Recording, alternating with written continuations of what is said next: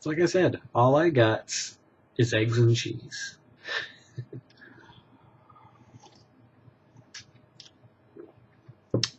Oh, crap.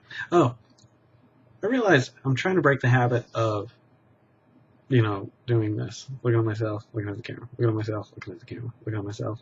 Right, that's reversed. Just because, I don't know, is it weird when I just stare? What if I just talk like this the whole time and I didn't move? That'd be weird. I'd be uncomfortable. So, vegetarian. Let's see, it was August of last year. Carol and I chose to go vegan. And we went strong for about 2.5 months. But it got to the point where all I was eating is bean burritos with salsa and everything you buy. There's nothing wrong with being vegan. I love the reasons for being vegan. And if I was a stronger person, I'd probably still be vegan now. But every time you shop, everything you buy, you're doing this. My eyes aren't quite as good as they were when I was younger. I've always had good eyesight, but not anymore. Oh, I got some checking pencils from Carol for my birthday, which I need to sharpen and do some drawings with those. But it was crazy. Even rice, I'd get flavored rice just so I could have something. Because I was a huge meat eater. All I ate was meat. Every meal I made was surrounded by meat. Almost always hamburger. I'll have the cheeseburger. I don't know how many times I've said that to a waiter or waitress and been looked at by whoever I'm with, being like, what the hell is he doing? So we gave up any animal product, which I thought was a good thing. I felt good, morally good about it. But I have no problem with meat eaters. I just have a problem with the uneducated ones. If you know the truth and you continue to eat meat, go for it. You know what? If you can do that, that's fine. I love meat. I'd love to still eat meat, but I just cannot do it. And I know I'm still, now, we went 2.5 months and then we went vegetarian. And I've been vegetarian ever since. So it's been about over 7 months now. And I haven't had any meat. And I was okay with it for about the first 5.5 months. I never really missed it that much. I would smell bacon cooking at work and be like, oh my god, that smells good. But I didn't need to eat it. I've never been a bacon fan anyway, but the bacon at work smells so good at work at Gibbons Books. There's a cafe that serves sandwiches and salads and midgets. Oh, that is terrible. Why did I say that? I'm not going to cut it out, but I'll apologize. It's tough. You grow up with words. My mother, I'm going to say this, and I don't mean it personally, but my mother still uses the term the blacks. And I'm like, Mom, you can't do that. I know you grew up with it, and it should be acceptable from your point of view, but it's not. You have to, learn to be respectful of other people. Vegetarian, Jesus. I was making my white Russians with, actually it's really good, vanilla almond milk. I prefer almond milk, but it's just so damn expensive. It's you get a gallon of milk for $3.25 down here, or you can get a quart of milk for, $3.25. I just can't afford it. I'm not a rich man. I'm a starving artist. So buy my art, you jerks. But I'm on the fence now. And I've been thinking and talking to Carol about, eating meat again, but just trying to be more responsible about the meat I eat and be more responsible about how much of it I eat. Because I don't think there's anything wrong with hunting a deer, especially with a bow, clean shot, killing it, and using all the meat. The more of the animal you can use, great. But at least, use all the meat. Give it away if you have to. But just, hunting for sport, I am so against. There's no reason for it. Maybe population control, and the only reason why I say that, and I know a lot of you will disagree with it, but around here, oh my god, I am, knock on wood, very lucky to have not hit a deer since I've lived here. There are deer everywhere. They go in phases, though. There'll be years where they're everywhere. The next year you'll see like 20, like the whole season. And then like the following year is twice the amount. We had an albino baby deer in our yard for a good 6 or 9 months. Like that was the one thing when we first moved here. We were looking at the in-law apartment in the basement, and I looked out the window. I was like, and no, I didn't look out the window. I said, "Yeah, I heard there's a lot of deer around here." And he said, "Yeah, there's some right there." And I looked out what would be my mother's bedroom window, and it was like 4 or 5 deer. I'm like, and like my reaction at the time, living in Taunton, especially on Winthrop Street my whole life, I was like, "Oh my God." I ran upstairs. I was like, "Gwen, come here." And like I put her up to the window, and I'm like, "There's deer in the backyard." Now it's like, there's deer in the backyard, and you're like, yeah, whatever. Deer are cool, though. It's cool to have like a large wild animal come through your yard. And that's why I love animals so much. Like I think they have their own little ecosystems, and well, not ecosystems, but their own little like territories and neighborhoods and stuff. And I have to wonder like what goes on at night out there. Like, do different species, can they communicate with each other? I mean, maybe they can, maybe they can't. Maybe I'm crazy, but I don't see why they couldn't. You know, if humans learn to speak and communicate, like, I mean, deer, I'm sure, and all these squirrels and stuff, they've probably been around just about as long as humans are. I mean, rodents, let's face it. So, you know, who knows? Maybe they have little animal parties in the woods, and then they eat each other.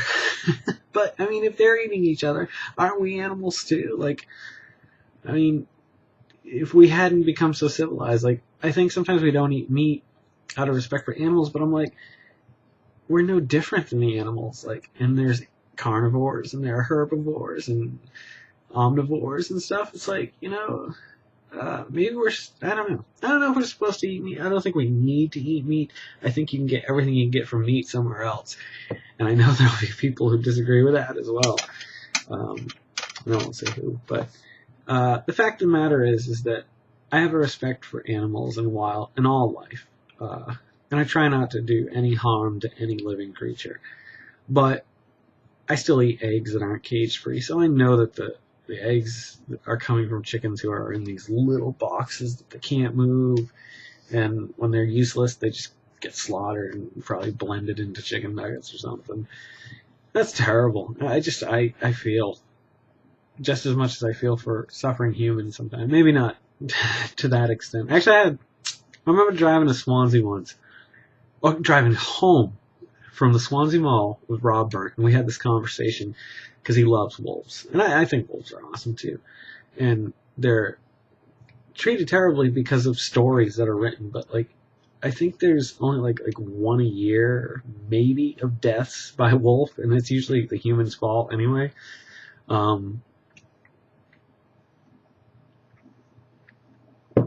And I disagreed with this. He said, "I would rather swerve into a group of kids getting off a school bus than hit one wolf."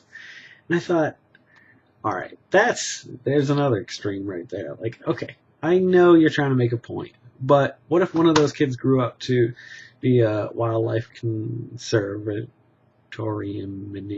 doctor? I don't know. But to go on to protect animals, or wolves specifically, I mean, I know it's a stretch, but like, you're talking about like murdering children and going to jail probably for the rest of your life if you don't get the electric chair, because your defense is going to be pretty weak. I didn't want to hit the wolf. And this is no offense to him or anybody else who feels this way, because I respect that. Like, I love my pets, very strongly. I consider them part of the family, but I've never been so strongly attached to any animal that I would put them above like my own flesh and blood. And I think that's where the line gets stepped over with him, in my opinion. Like I said, if you don't agree, that's fine. Actually, say something about it down below. Let's talk about it. Maybe it'll change my mind. I mean, humans in general should probably just be eradicated off the earth if we want the planet to survive. We're like these master beings because we have intelligence. Like, we are the top of the food chain. I don't know. That's getting a little deep for me. I don't want to go there right now. But yeah, so I'm still a vegetarian now, but I have a friend, Drew Givens, who's a vegetarian, or was a vegetarian. He ate fish, and now he eats things that people hunt. And I think that's good, because if you're providing food for your family by hunting, I don't think there's anything wrong with that. Like, that's kind of circumnavigating the whole, GMOs and how animals are treated. Like, at least these animals were in the wild, living their lives, till the moment that they died. They didn't see it coming, probably, and they fed a family that may not have been able to afford to feed itself. And you're just keeping people off of social programs, too. So that's a Republican Democrat thing right there. Like, there's some middle ground there. I don't want to go there. I don't want to go there. I'm sorry. Please don't comment on that. But, yeah, so that's why I'm a vegetarian. But I'm really on the fence because I eat terrible. I'm the worst vegetarian ever. I eat cheese and eggs. Actually, I don't eat a lot of eggs, but I do eat a lot of cheese. And now, I buy products that have, milk or butter or milk or butter. You know what I mean? Dairy. I don't have to worry about looking at the back of every package. And I mean, I guess that's better than, being a full out carnivore or whatever, but, or omnivore. But man, I could go for a good burger. Especially if I got lucky enough to get a job out in California, I think at least for a good month I'd have to drop it. I'd have to be a meat eater again, because I've heard so much good stuff about the Mexican food out there, and South American restaurants that chefs and stuff like that have come up, and burgers like the In-N-Outs and the fat burgers and stuff like that, like Jack in the Box.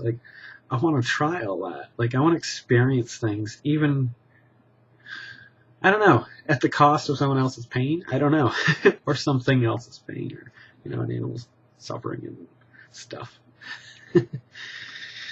I'm not a huge fan of vegetables. I'll eat them because you gotta get good stuff in you. You gotta get fruits and veggies in there.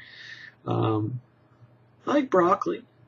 I love onions. I don't know if onions provide anything that you need. I don't. My problem is that this goes for so many things too. Every few years it just changes. You gotta drink milk for strong bones and teeth. You're not supposed to drink cow's milk because humans were never intended to drink cow's milk. Make sure your baby sleeps in its wedge. Make sure you go out and buy that wedge so it sleeps on its side, because if it throws up, it's going to throw up that way and he'll be fine. Then 5 years later, it's make sure your baby sleeps on his back because it helps them breathe better. And then 2 years later, it's make sure your baby sleeps on its stomach because if it throws up, at least that way it'll still be able to breathe. It's all these things. It's year after year. You don't know what to eat anymore. You don't know who to trust anymore. Wow, this went from vegetarianism to insanity in 13 minutes and 31 seconds. Literally. Alright, I'll cut it off, but I just wanted to talk about that vegetarian thing because it popped up in the last video. I may do another one tonight. We'll see. So go make somebody smile.